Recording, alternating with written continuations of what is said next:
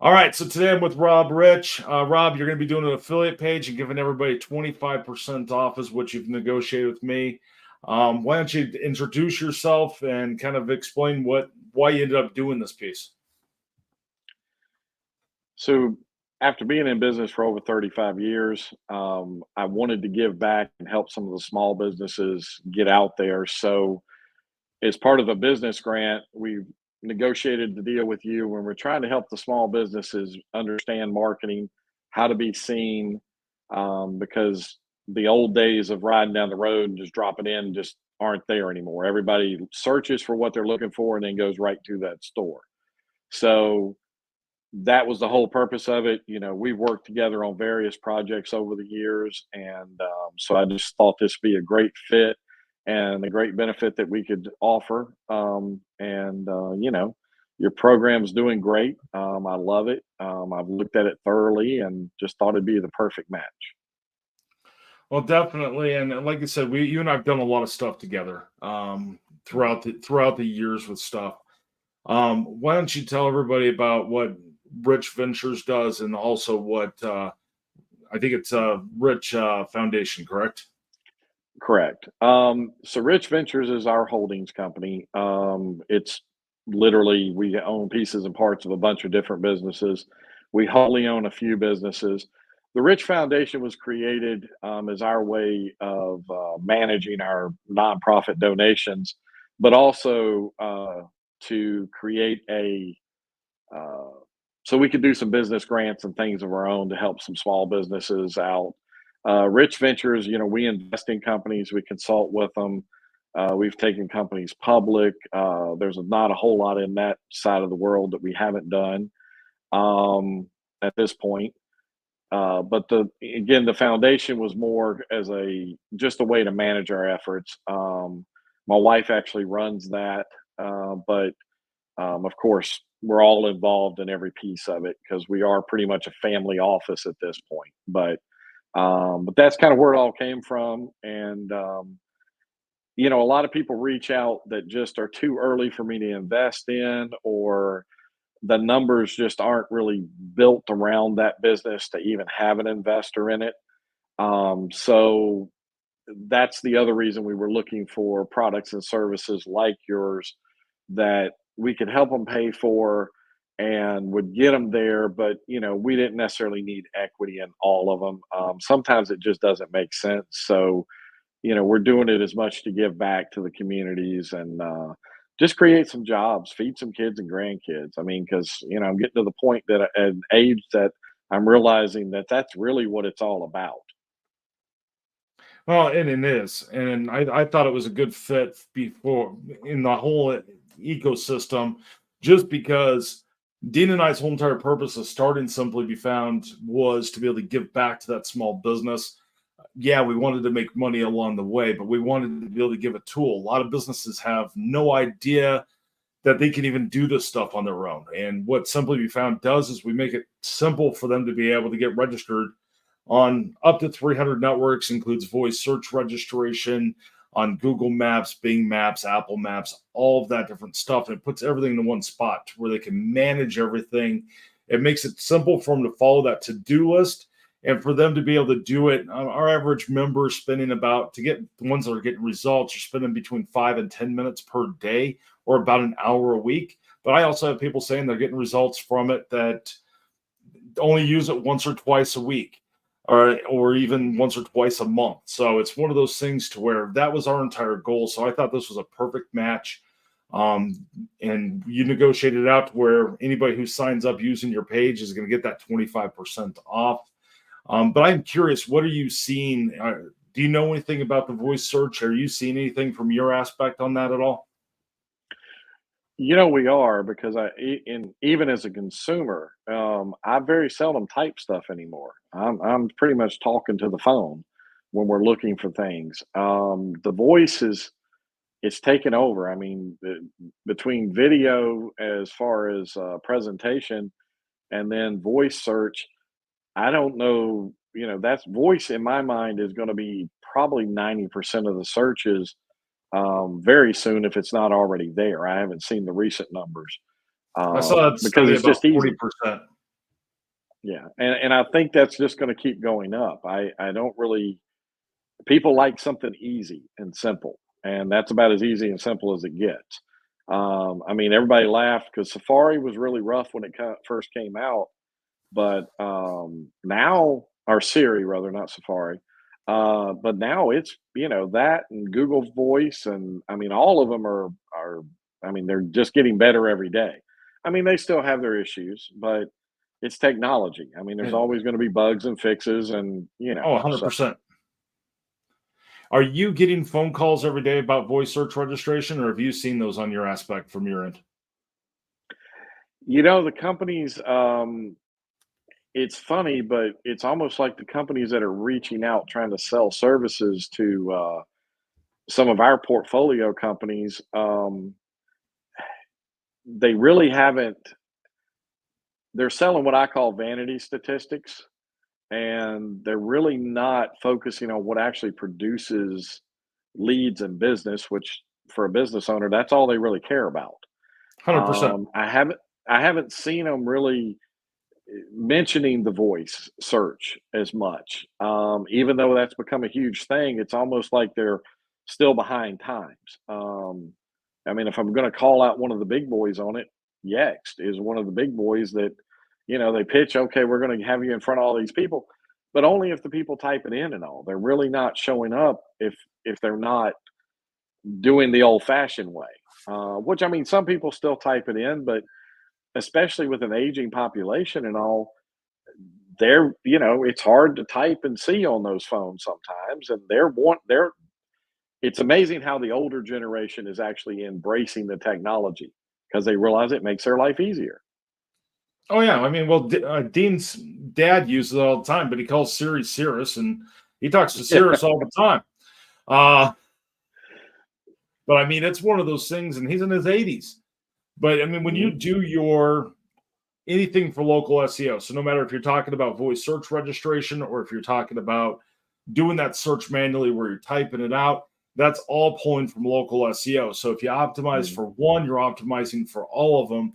What I'm seeing is there's a lot of companies that are making phone calls right now. They ended up taking one company, and you and I know this game. They take one company and they have multiple companies underneath it, and then they have a sales Mhm. team on each. And then what they do is they make those phone calls and they're saying, hey, get registered for voice search. And they charge a one-time fee a lot of the times to do that. And what they do is they send out one blast of registration out there. And the only time they ever send anything else out, maybe, is if someone makes a phone call to them. But I'm a true believer that you have to manage your Google business profile, manage your Apple Maps Mhm. listing, manage all of that and do it from one spot to where you're updating. And our system updates every night at midnight to all the different networks. So we blast that out there. So I'm a believer in having that information constantly out there and staying in front of it. What's your opinion on that? That is one of the reasons I chose, to work with you on this because I I don't to set it and forget it is a blessing. But the platform also allows them to post and put up new stuff and all the extras. But if nothing else, if they just go in and make sure their contact information, their website, and their address are up to date, it'll benefit them. And Yeah. that's just literally set it and forget it. So, but you have to have that constant updating, or I mean, things get off. Systems crash. Google has bugs. They don't want to admit it. All of them have bugs at times, and it can scramble your info at times. I mean, I've went in and saw listings, and the suite number was reversed or gone. On some of our businesses, and to go in and manually try to keep up with all that is, I mean, you'd have to pay somebody full time, and I'm still not sure it would do it right. So the fact your system literally not only blasts it out, but literally logs into certain ones and says, okay, we're here, we're active, we're doing it. Because sometimes these directories will drop you out or drop you to the bottom if you're not active either. If you're not actively coming Yeah. in, because they're not sure you're real or even in business. And for them, the worst thing they can have is somebody's gone out of business and they're still showing up. It makes their directory look bad. And I don't care if we're talking about Google Business Profile, Bing Places, Apple Maps, or even the smaller directories. I mean, there's a lot of different small directories out there that can bring that value of bringing the SEO score up, which then makes the bigger boys look at you and give you more credibility. And it's all about having your, what they call inside of the marketing world, they call it the NAP score, which is your name, your address, your phone number, and having that part be accurate and be the same on every listing. I think it goes beyond that. And I really think it goes into your web address, your description, all of those pieces playing a big role in that. And I'm also a big believer in it being three different types of categories. You have your content category, making sure you're putting enough content out there. And it's not like back in the day where you would do meta keywords and put that type of stuff in, because it's about the natural way you would talk. All these algorithms pick it up from a natural voice aspect. So it's putting the content out there on the right networks. Your next category would be trust, and then your next one would be authority. And that authority score majorly comes from how often you're logging in. Your trust factor comes off of what your reviews are. There's all these different things, and when you combine them all into one piece, that is how you get found and give your business more opportunities.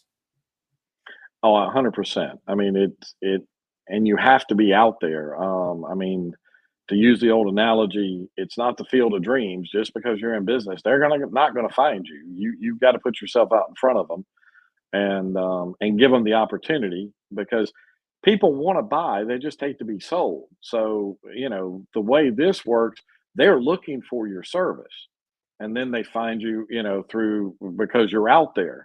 So as a business owner, that's your perfect customer. You're not pushing something at them. They're looking for what you do and want to give you money to do it. So you just need to make yourself available.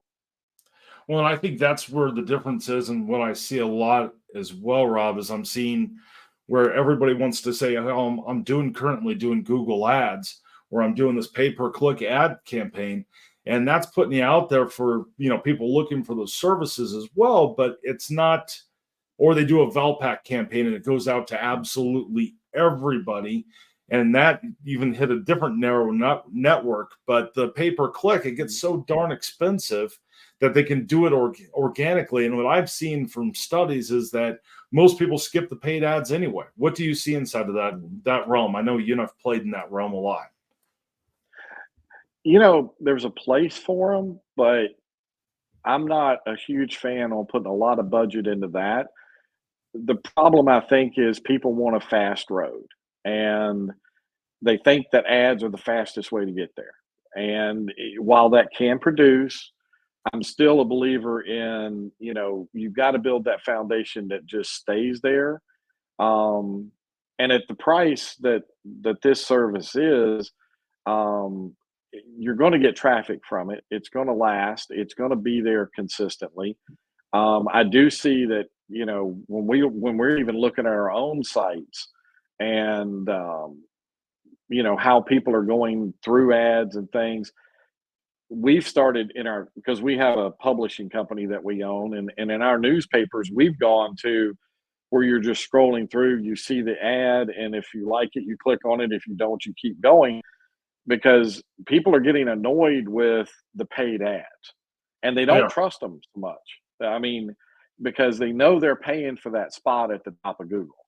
That doesn't mean they're the best service. That just means they're paying for that spot. And the consumer's more educated than they ever have been on these things. Well, and I think it all depends on which service you're going to and if it's niched out. When you go to a service like Google for doing those ads, the problem with it, they're throwing it on third-party websites, which can be good, it can be bad, but there's so much scam rates that can kind of come with the ad piece too. And you got to watch which ones you go with and make sure it's a trustworthy place and that it's the right traffic going to that spot. Because a lot of times you're going to pay per view in those spots. That'll end up really kind of it kind of throws all different aspect into there. But I mean, you got to be careful with it. I think there's definitely a spot for the ads piece, and then also having a spot for being found inside of the organic section. Like I would buy an ad spot any day of the week on, say, of like a directory inside of somewhere where I know the traffic that's coming there. when I start buying in on search engines, I get really skeptical there. I'd never advise that. What's your opinion on that? Well, and obviously, having a publishing company where I mean, we publish books and all too, but primarily it's blogs and newspapers, online newspapers. It- We're finding that targeted audience where you're putting it right in front of the people that are neighbors and right in front of you, and we're even doing a lot of sponsored with those. So, they are sponsoring certain articles and things, and people pay attention to that.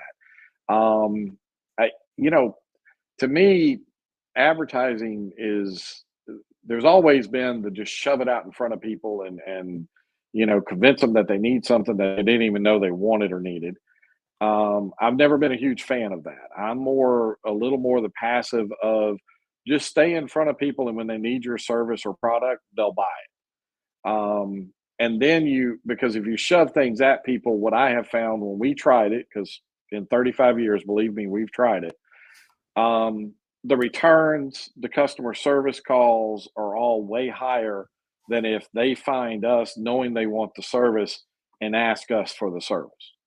Yeah, And the organic of putting up content, I won't even say it's slower anymore because once you hit the directories, you're there. If they're searching, you're going to show up. So I'm not even sure. The old days was okay, but that took longer. But the way these search engines work now, the time frame to be on there and posted and up is literally overnight a lot of times. I mean, some of them are still slow, but as long as you a have the lot of them, content there, it can get there. right. And the content's evergreen. So it's not like when you put it up, even though you're adding more content, the old content still attracts people as well. So it's kind of that dual. um, And I remember when organic was slower. I remember when it would take 6 months to a year to actually get across all to start showing up everywhere. But now, especially with the software you built, it's pretty much within a few days they should be on everything and start seeing some results. Now it depends on the industry you're in and how much people are searching for it. There are factors that you just depends on the industry you're in that are going to affect it. But It's huge. It's all based on how much search volume you have as well, because that's where that right, funnel theory comes into. You take your search volume, and then Google has to provide, and or whatever network it is. It's not like you're going to be number one every time. So then you have the opportunities. You have to get those to you. Then you convert them, and you kind of just keep going down that funnel piece. And I would say we have customers that or members that join into our platform that are getting results within that first week. We have members that it's taken 6 weeks.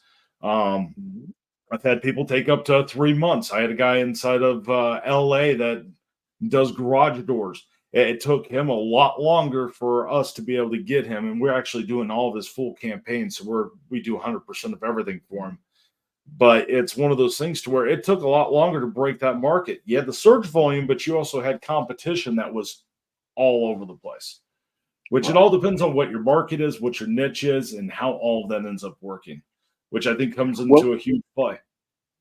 and one of our portfolio companies, we've used your service. I mean, we service and repair pools in South Florida, and because pools are year round in South Florida, they don't really close. They're not And here in Colorado. yeah, no, no, I wouldn't want to jump in one then. Maybe a hot tub, but definitely not a pool.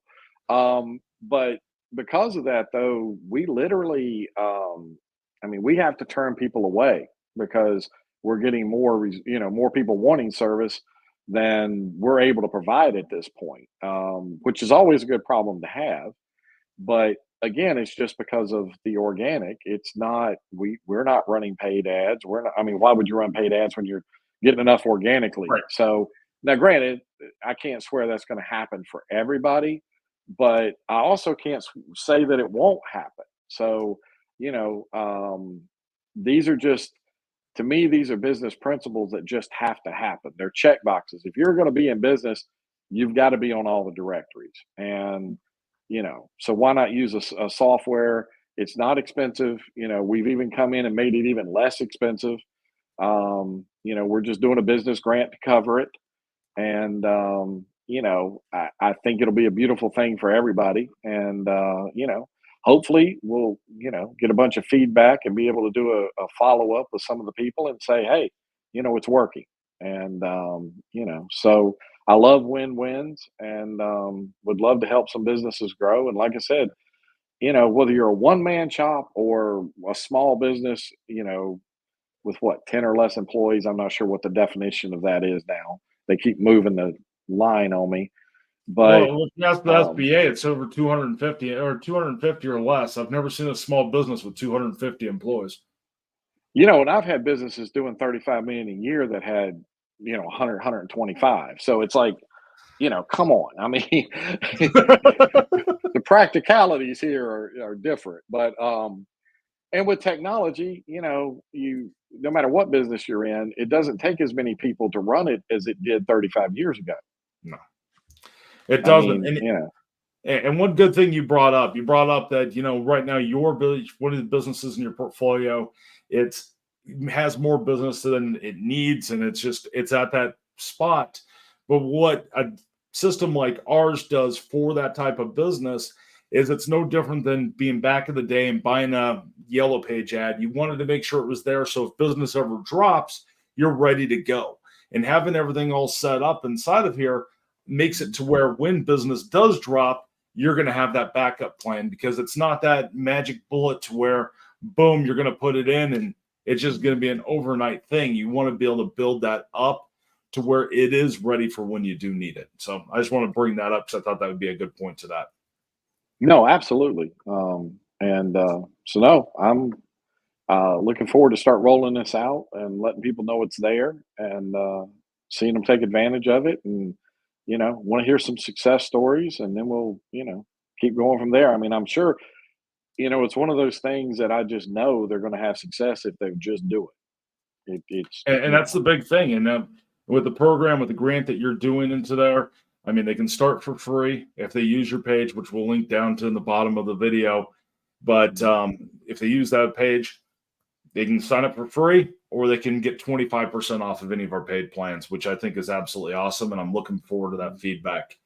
And we do a ton of different trainings. I'd like to invite you back onto our channel sometime.